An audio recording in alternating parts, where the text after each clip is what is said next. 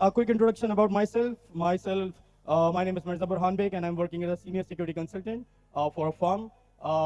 As a bug bounty hunter, I've been listed in multiple websites listed over here, and my main goal and perspective right now is for the red teaming, internationally certified, along with some international conferences. Just came back from Black Hat Riyadh. So cyber security के बारे में अगर हम बात करते हैं तो बहुत सारे कंसर्न्स होते हैं हमारे दिमाग में। हम वेब एप्लीकेशंस यूज़ करते हैं, हम मोबाइल एप्लीकेशंस यूज़ करते हैं, हम नेटवर्क्स यूज़ करते हैं। ये जितना इस वक्त निज़ाम चल रहा है वो सब एक नेटवर्क पे चल रहा है, राइट? सो इसमें एक टर्मिनोलॉजी होती है जिसको हम बोलते हैं रेड टीमिंग। अच्छा जी, रेड टीमिंग क्या चीज़ होती है? जब आप किसी कंपनी के लिए काम करने के लिए जाते हैं तो दो तरीके के काम होते हैं, एक होता है ऑफेंसिव और एक होता है डिफेंसिव। डिफेंसिव के अंदर आप सिक्योरिटी लाइन पे होते हैं, आप फायरवॉल, सॉक मैनेजमेंट, ये सब चीज़ें कर रहे होते हैं। लेकिन आप अगर ऑफेंसिव की बात करते हैं तो ऑफेंसिव के अंदर आपकी कोशिश ये होती है कि मुझे किसी तरीके से डेटा निकालना है किसी भी कंपनी का लीगली एनडीए साइन होने के बाद।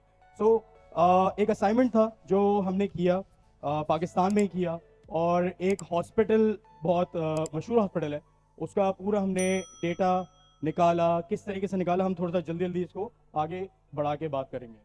कहा जाता है कि इस दुनिया में दो किस्म की कंपनीज होती हैं। एक वो कंपनी है जो हैक हो चुकी है, और एक वो कंपनी है जिसको ये नहीं पता कि वो हैक कब होगी या कैसे होगी। So always be prepared about your security concerns and your firewalls and all the other things as well. इस बारे में बांग्लादेश बैंक हाइट्स के बारे में किसी को आइडिया है? By the race of your hand please let me know if someone knows about this one, जिसमें 81 मिलियन यूएस डॉलर ट्रांजैक्शन के अंदर निकाल लिए गए थे, वो रिवर्ट बैक हो गए थे। और उसका एक तरीकेकार, बहुत स्पेशल तरीकेकार ये था, जब एक अटैकर आता है तो वो हर चीज़ की रेकी इंफॉर्मेशन गैदरिंग करके आता है। एज फार एज आपकी इंफॉर्मेशन गैदरिंग पक्की है, आपका अटैक सरफेस उतना ज़्यादा स्ट्रांग हो जाता है। तो एक बांग्लादेश बैंक हाइस्ट हुई थी, 81 मिलियन यूएस डॉलर उसमें ट्रांजेक्शन में निकाल लिए गए थे रातों रात, क्योंकि एक हर बैंक का एक थ्रेशोल्ड लेवल होता है। फॉर एग्जाम्पल, अगर आप 5 लाख की ट्रांजेक्शन करते हैं तो शायद आपको बैंक से कॉल आ जाए, लेकिन अगर आप 5,000 की ट्रांजेक्शन करेंगे तो आपको बैंक से कॉल नहीं आएगी। सो वो थ्रेशोल्ड लेवल देखते हुए बांग्लादेश की बैंक हाइस्ट हुआ था, एंड उसमें से खैर पैसे वापस आ गए थे क्योंकि वो इंटरनेशनल क्राइम था और सारी चीज़ें थी। ओके जी, let's move to the first attack that we did on that organisation, that was the wifi attack.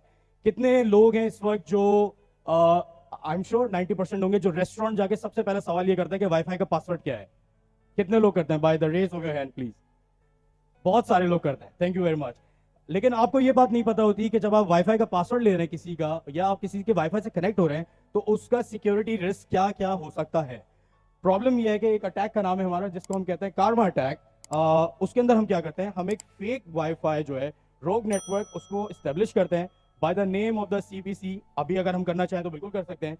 उससे हम क्या करते हैं, उससे हम आपकी क्रेडेंशियल हार्वेस्टिंग करते हैं। आप एक वाईफाई से कनेक्ट हैं अपनी यूनिवर्सिटी के अंदर, और वो यूनिवर्सिटी आपको कहती है कि आप अपने स्टूडेंट आईडी और पासवर्ड से लॉग इन करें। तो क्या होगा, हम एक फेक वाईफाई, रोग वाईफाई कनेक्ट करके खड़ा करेंगे स्टेशन पे, एंड आप अपना प्लेन टेक्स्ट में यूजर नेम और पासवर्ड, माइट बी पॉसिबल कि वो हैश भी हो सकता है, हम उसको कैप्चर करेंगे। So what we did, we try to capture as much as the password. तो इसके अंदर काफी हमारे पास क्लियर टेक्स्ट भी पासवर्ड आए, NTLM भी आए, और बहुत सारी चीजें डिफरेंट आई। हमने उसके साथ क्या किया, हमने वो डेटा गैदर किया, और उसके बाद हम almost 600 plus credentials, user name और पासवर्ड कैप्चर किए उस ऑर्गेनाइजेशन के, क्योंकि वो एक हॉस्पिटल भी है और वहां पे एक यूनिवर्सिटी भी है। सो हमने वहां पे ऑलमोस्ट 600 यूजर नेम और पासवर्ड गैदर किए। अच्छा, एक सवाल है बड़े मजेदार, बहुत सारे ऐसे लोग हैं जो हर प्लेटफॉर्म का डिफरेंट पासवर्ड यूज करते हैं। आप में से कितने ऐसे लोग हैं जो एक ही पासवर्ड डिफरेंट प्लेटफॉर्म से यूज करते हैं? बहुत सारे लोग हैं जो कि एक ही पासवर्ड, क्योंकि याद करने में मुश्किल होती है थोड़ी सी, तो हम एक ही पासवर्ड हर प्लेटफॉर्म पे यूज करते हैं। OTP हम इनेबल रखते हैं, ऑब्वियस सी बात है। लेकिन अब हुआ क्या कि हमने जब 600 क्रेडेंशियल्स हार्वेस्टिंग कर ली, हमने क्या किया, अब हम उनकी डायरेक्टरी लिस्टिंग के अंदर, एक्टिव डायरेक्टरी के अंदर, नेटवर्क के अंदर डिफरेंट डिफरेंट सर्विसेज में इंजेक्ट करने के बाद जब हमने ये चेक किया कि कितने क्रेडेंशियल्स हैं जो उन सर्विसेज पे चलते हैं, जब हमने सारी चीज़ें गैदर करने के बाद वो पासवर्ड, यूजर नेम और पासवर्ड का जो कॉम्बिनेशन था वो ट्राई किया, तो हुआ ये कि इंफॉर्मेशन गैदरिंग के अंदर हमें एक फाइल मिली, बड़ी मज़ेदार सी फाइल थी। उस फाइल का नाम था लिस्ट ऑफ यूजर्स। बैकअप था और पुरानी फाइल थी किसी की। जब हमने उस फाइल को खोल के चेक किया तो उस फाइल के अंदर बहुत सारी आप लोगों की ऑर्गेनाइजेशंस के अंदर होता ही है कि एडमिन का एक कॉमन पासवर्ड होता है जो कि पूरी ऑर्गेनाइजेशन में सेम चल रहा होता है, और बहुत सारी फाइल्स ऐसी होती हैं जो कि अनप्रोटेक्टेड करके क्रेडेंशियल के साथ पास ऑन कर दी जाती हैं। अच्छा, उसी तरीके से हमें एक फाइल मिली जिसका नाम था list of user, as discuss with blah blah, kindly find the list of user with administrative rights. जब आपको एक सिस्टम का या नेटवर्क का एडमिनिस्ट्रेटिव राइट मिल जाता है तो मुझे बताने की जरूरत नहीं है कि आपके सिस्टम के साथ क्या क्या हो सकता है। अच्छा जी, the next thing, the big thing what we did, हमने जब थोड़ा इंटीग्रेशन करी, ये स्लाइड्स बहुत सारी हैं, इसको काट काट के हमने छोटा छोटा किया है। हमें एक डायरेक्टरी के अंदर एक्टिव डायरेक्टरी का बैकअप मिला। आप में से कितने लोगों को पता है एक्टिव डायरेक्टरी क्या चीज होती है?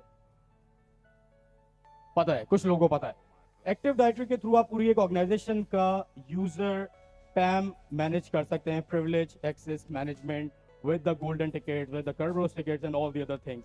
सो होता क्या है कि आपको किसी एक चीज के पीछे लगना होता है और फिर आप चेन बाय चेन रिएक्शन से उसका डेटा निकालना शुरू करते हैं।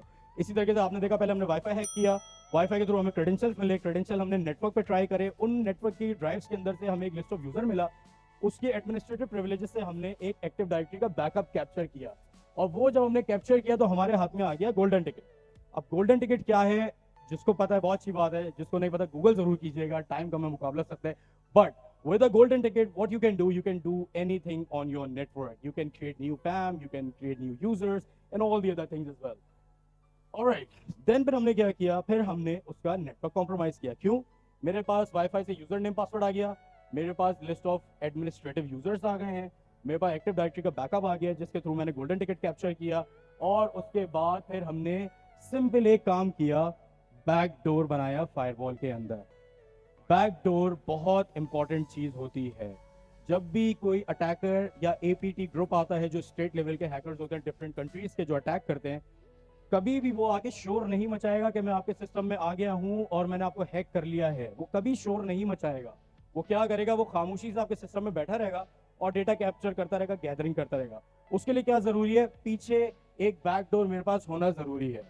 अच्छा, उसके बाद हमारे पास क्या होता है, जब हमारे पास बैकडोर क्रिएट हो जाता है तो ऑटोमेटिकली जब मैं नेटवर्क से बाहर निकल भी जाऊंगा तो मेरे पास पीछे का एक दरवाजा होगा जिससे मैं नेटवर्क के अंदर आ सकता हूं और अपना डेटा कैप्चर कर सकता हूं। ओके जी, सो हमने फायरवॉल का जब बैकअप बनाया, उसके बाद हमने सॉक के अंदर एक टिकट लॉन्च करते हुए देखा कि वो हमारी डिटेक्शन कर रहा है। तो हमने क्या किया, उसको जवाब भी खुद दिया और अपना डिटेक्शन लेवल हटा दिया। और जब हमने बैकअप बनाया था, अभी एक बैकडोर यूजर बनाया था, उससे हमने नए यूजर से फायरवॉल को एक्सेस किया। तो क्या हुआ, एक्सेस हो गई फायरवॉल। इसका मतलब क्या है कि मेरा बैकडोर काम कर रहा है। सो जी, ओके, स्लाइड थोड़ी सी चल रही है। सिंपल इसका बस हम एंड की तरफ जा रहे हैं। इसका हल ये है कि हर चीज़ पे ध्यान दें, और जब आप किसी पब्लिक जगह पे हों या आप किसी के घर पे हों या आपको कोई लेजिट यूएसबी या कोई चीज़ ट्रांसफ़र करने के लिए देता है तो प्लीज़ काइंडली उस पर ध्यान दें, और कभी भी जाके ओपन वाईफाई नेटवर्क्स को कनेक्ट ना करें। भले आपको जितनी ज़रूरत हो आप डेटा यूज़ करें। अब तो बहुत सारी सिम्स और डेटा नेटवर्क ऐसे आ गए हैं जिस पे हो सकता है। और thank you very much for your time.